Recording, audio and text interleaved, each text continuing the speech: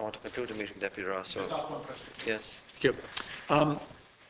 I just want to ask maybe the board members if they could comment on this, Mr. Kerr. You know, the Irish corporate experience is littered with boards being dominated by one person with disastrous results. And I don't need to list them off to you, but it's happened in recent times, particularly in controversial areas.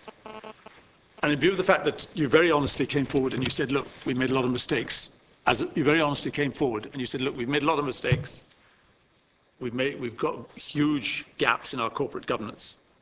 Do you think that's because you're a weak board who was dominated by one individual for a very long period of time? It could be seen to be that. What do you think? I think the board could have been stronger. And I think the board will be stronger.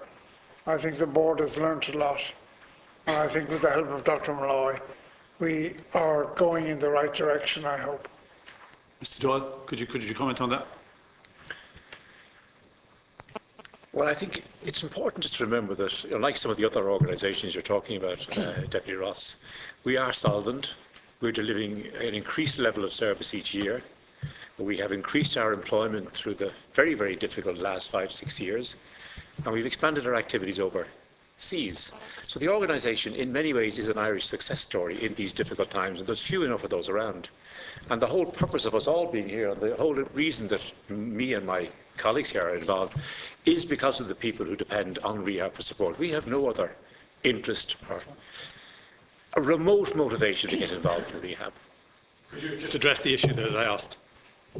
I think I am addressing the issue that you asked. No, do you think you were dominated by one person, and that the board has been dominated by one person over two successive chief executives? No, I wouldn't think so. I think the board was quite questioning, but perhaps in certain areas we could have been a little tougher. Yes. Could you comment on that, Mr. Coveney?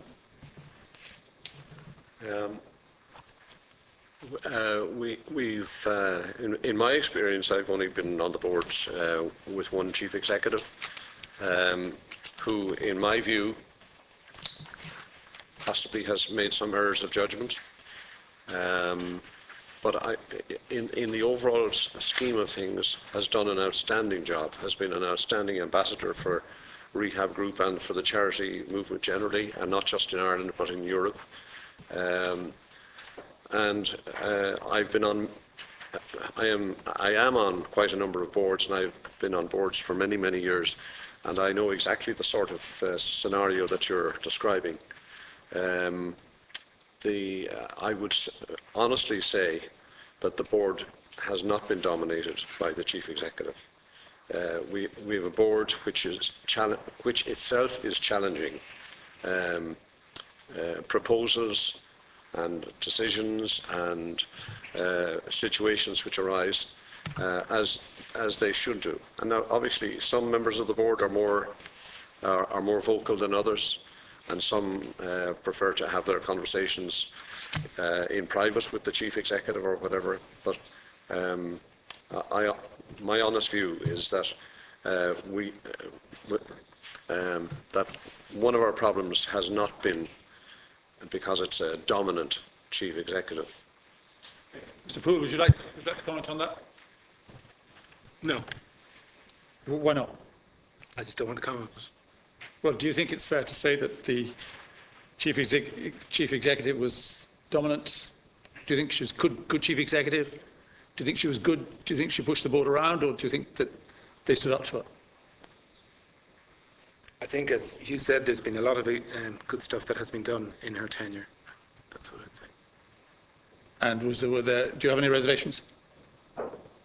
She was a forceful individual, obviously, but that was a great asset for the organisation. So I think that's what I'll say. Don't mind.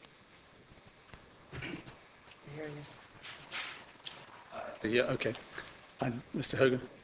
I would use the term extremely successful rather than dominant, as the results, the evidence. Very often, dominant CEOs destroy an organisation. So she's been extremely successful. To a pretty pass under her leadership. Okay, thank you. Just finally.